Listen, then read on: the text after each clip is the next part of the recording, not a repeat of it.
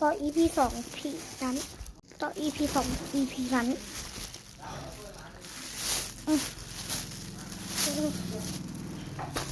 นี่เราได้น้ำชาเย็นมาแล้วกับหนึ่งชาไทย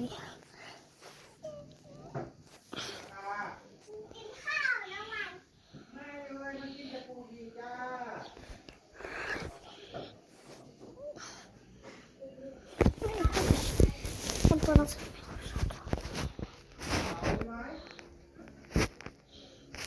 เป็นชาไทย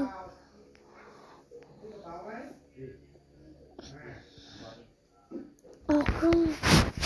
กินกันโอ้ย